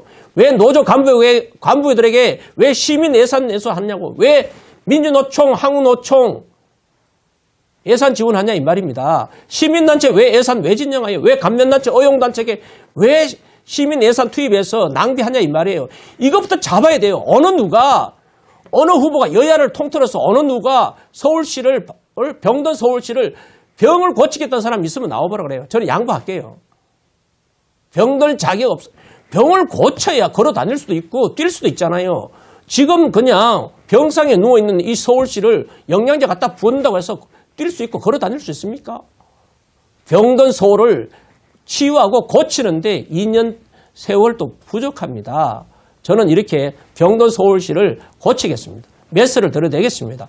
믿고 여러분들이 선택해 주시고 지금 이 시간 이후에 서울시장은 정의란 이름을 여러분 문자 날리고 카톡 날리고 사이버상에 퍼날라주고 또 이게 선거자 방송도 그렇고 정일TV 영상도 그렇고 퍼날라주는 것도 애국해요. 그리고 좌파 독재 문재인 민주당 해산할 정도로 압박하고 가는 이 불법 현수막 철거투쟁에도 함께 공유해 주시고 이 서러진 대한민국을 바로 세울 수 있는 정의가 진실이 전달될 수 있는 그런 공정한 사회, 정의로운 사회 만드는 정의 사회 구현을 위해서 정의를 선택해 주세요. 여러분이 선택하면 됩니다. 시장 들어갑니다. 2년 서울시의 개혁이 전국의 개혁이 됩니다. 노조 때려잡겠습니다. 노조 간부 월급 안 주면 다 죽어요. 내가 노동계에 있어 봤잖아요. 노조 간부 월급 안 받고요. 노동은 할 것 같아요? 여러분 것도 하겠습니까? 여러분들 세금이에요. 여러분들이 돈이에요. 왜 여러분들이 돈을 노조 간부를 먹여 살려야 됩니까? 노조 때려잡겠다는 거죠. 서울시 공무원 20% 죽이겠다는 거죠. 서울시 산하 공기업체 20% 줄이겠다는 거예요. 할 수 있습니다. 그냥 똥구름 없이 뭐 후보처럼 뭐 결혼자금 몇 억 주고 뭐 몇 억 주고 돈으로 그냥 잔치하는데 이 선거가 정치가 이렇게 희화되면 안 됩니다. 이 코미디 이 단막극가처럼 선거운동하면 안 돼요. 정말 이렇게 뭐 주겠다 뭐 퍼주겠다 뭐 돈 주겠다 선거가 뭐 돈잔치 돼야 됩니까?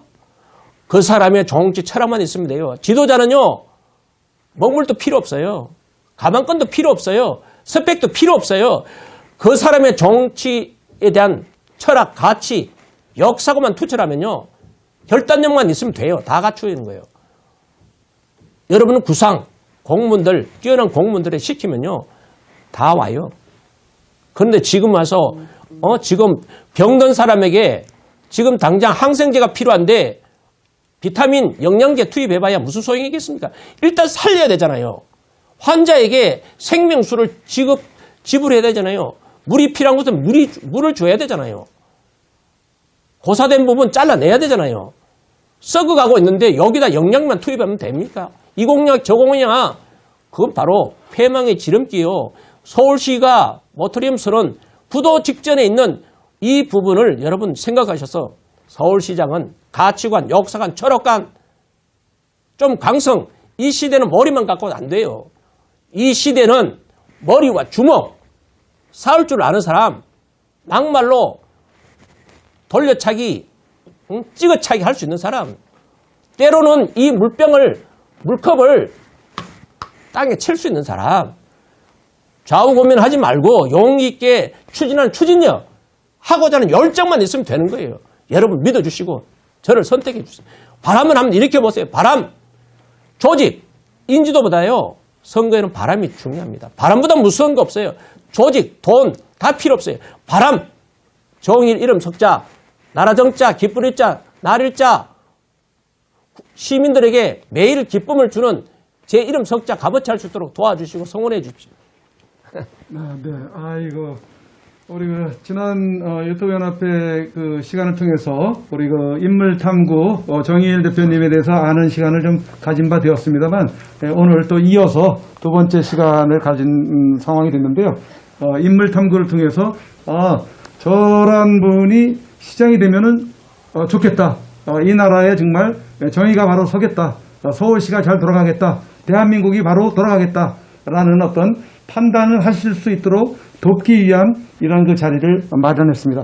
오늘 시간 내주셔서 대단히 감사합니다. 고맙습니다. 예, 시청자 여러분 시청해 주셔서 대단히 감사하고 또 우리 대한민국이 또 바로 서는 그날까지 여러분 물신양면으로 또 많이 응원을 해주시고 저희 선구자 방송 또 정의일TV 여러분 많이 구독과 또 좋아요 또 알림 설정을 해주시고요.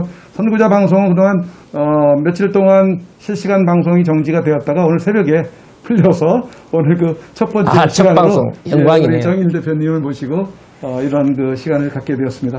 여러분 대단히 감사하고 저는 또 다음 시간에 다시 뵙도록 하겠습니다. 안녕히 계십시오.